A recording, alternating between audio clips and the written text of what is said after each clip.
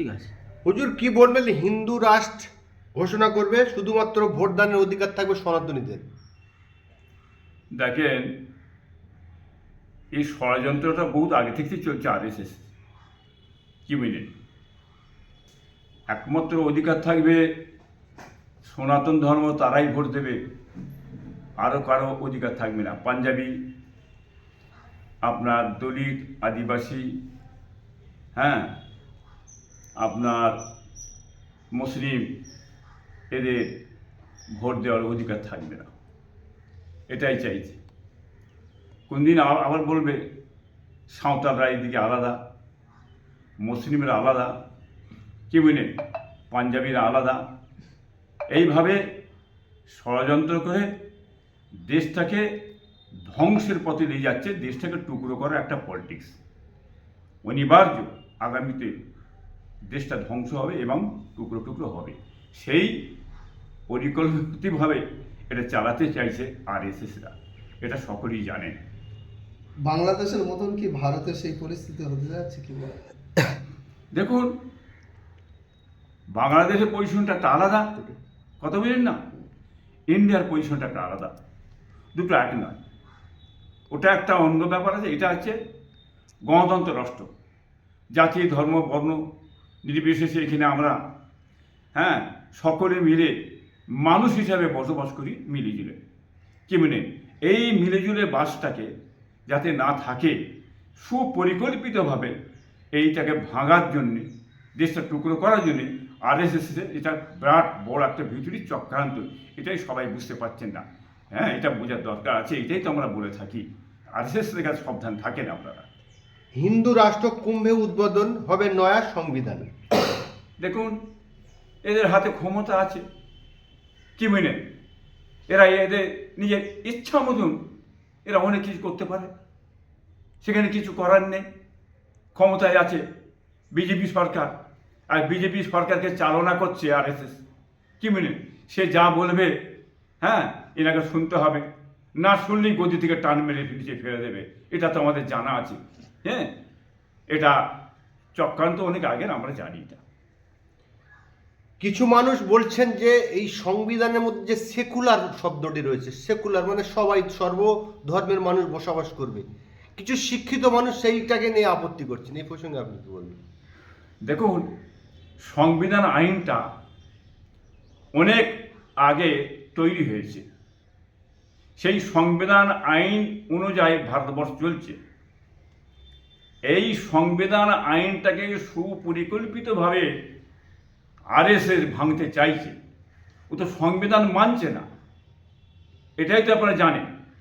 যে সংবিধান মানে না সে বহুত কিছু করে ফেলবে। অতএব সংবিধানটাকেও ভেঙে দিতে চাইছে। ওরা নিজের মতন একটা সংবিধান নতুনভাবে আরএসএস চাইছে আমরা তৈরি করে সেইভাবে ভারতবর্ষে আমরা, হ্যাঁ, কর্তৃত্ব চালাবো, হ্যাঁ, রাজত্ব চালাবো আমরা। তাতে দেশ টুকরো হয়ে যাক, আর দেশ থাকুক না থাকুক ওটা আমাদের দেখার দরকার নেই। আমরা নতুন করে সংবিধান আইন একটা করে চালাবো। এটা হচ্ছে আরএসএস এর পলিটিক্স। উত্তরপ্রদেশের সাম্ভালে একটি মসজিদে খনন নিয়ে বেশ 5-6 জন মানুষকে গুলি করে দিয়ে মেরে দিয়েছে প্রশাসন। এবং ইতিমধ্যে আপনারা সবাই জানেন যে আজমির শরীফে সেই জায়গাটাও বলছে নাকি এই জায়গায় কোনো মন্দির ছিল।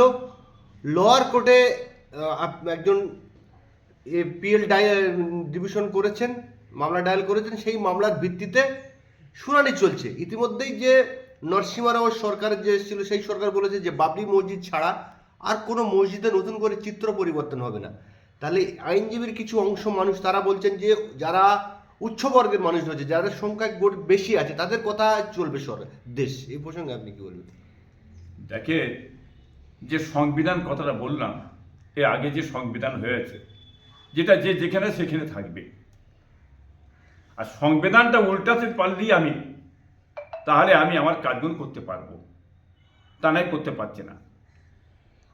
এখন তো বুঝতে পারছেন যত মসজিদের ভিতরি, কি মানে, মন্দির এসে ঢুকে যাচ্ছে, ঈদগাহের মধ্যে মন্দির এসে ঢুকে যাচ্ছে, কি মানে, মাদ্রাসায় এসে মন্দির ঢুকে যাচ্ছে। এটা একটা পলিটিক্স করে ওইখানটা দ্বন্দ্ব লেগিয়ে, হ্যাঁ, কলে কৌশলে কেস ফাইল করে রায়টাকে যাতে কায়দা করে বের করা যায়, বের করে সেই জায়গাগুলো একটা অশান্তি, দ্বন্দ্ব, বিভাজন, এটাই হচ্ছে সুপরিকল্পিতভাবে আরএসএস চালাচ্ছে, বিজেপি সরকার চালাচ্ছে। বিভাজন না করতে পারলে আমরা গদিতে থাকতে পারবো না।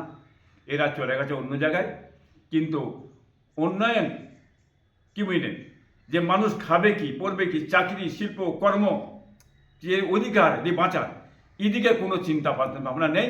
খালি বিভাজন করো, গদিতে নিজে বাঁচো, যার কারণে একটা নতুনভাবে ধর্মের উপরই আঘাত এরা আনবে। এটা সুপরিকল্পিত চক্রান্ত হচ্ছে আরএসএস। এই যে অকাপ সম্পত্তি, হিন্দুদের দেবত্ব সম্পত্তি আছে, মুসলিমদের অকাপ সম্পত্তি, সে মুসলিম সম্প্রদায়ের মানুষের, সেই নতুন বিল এনে সেই সম্পত্তিকে ক্রোধ করে সরকার নিয়ে নিতে চাচ্ছে। ইতিমধ্যে আমরা খবর পেলাম সূত্র মারফত যে 42,000 মসজিদ, ভারতবর্ষের বিভিন্ন জায়গায় 42,000 মসজিদকে তারা টার্গেট করে এগিয়ে যাচ্ছে এই মসজিদগুলোকে ধ্বংস করবে।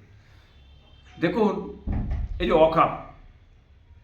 অকাপ এস্টেট যে সম্পদটা, এটা তো ব্রিটিশের পর থেকে একটা এরা পয়সা করে দিয়ে থাকে। অনেকে আছে জবরদখল কি বুঝলেন করে আছে, আর অকাপটা নিয়ে আজ থেকে নেয়, বহুদিন থেকে লড়াই হচ্ছে। এবং দেবত্ব সম্পদ, এই দেবত্ব সম্পদ, এই অকাপ এস্টেটকে প্রথম যখন বামফ্রন্ট সরকার, এই বামফ্রন্ট আপনার মানে তৃণমূল সরকার ক্ষমতায় যখন এলে, আমাদের মহামান্য মমতা ব্যানার্জি সাহেব তিনি বলেছেন, আমি যদি ক্ষমতায় আসতে পারি তাহলে অকাপ সম্পদ, দেবত্ব সম্পদ আমি ফিরিয়ে দেবো। এখন আন্দোলন সব কিছু হচ্ছে এই ফিরিয়ে দেবো বলে এই কথাটা তুলে ধরছে না, কিন্তু আজ অবধি দেওয়া হলো না, ভোটটা দিয়ে দেওয়া হলো। তাহলে বুঝতেই পারছেন ব্যাপারটা কোথায় চলছে। তো সবচেয়ে বড় কথা হচ্ছে এই অকাপ সম্পদটাকে নিয়ে এত হুটোহুটি করছে এরা এই সম্পদটা কোনোদিন এরা ফেরত দেবে না। কি মেনে আরএসএস এই সম্পদ, অকাপ সম্পদটা তারা নিয়ে নেবে, এইটা হচ্ছে চক্রান্ত। এবং দেবত্ব সম্পদটাও নিয়ে নেবে, এটা আপনারা দেখে নেবেন, দুদিন পরে বুঝতে পারবেন। আর মসজিদকে যে যেটা বলতে চাইছেন, আমি আগেই বলেছি, মসজিদ বিভিন্ন এলাকায় এরা বলছে লোবো কি বুঝলেন, এটা মসজিদই লিবার না আবুর কথা বলি, আর মসজিদ যদি হুড়োহুড়ি না করি তাহলে বিভাজনটা হবে কি করে, ভোটটা পাবো কি করে, কি বুঝলেন। এটা কৌশলে ভোটটা নেওয়ার চক্রান্ত।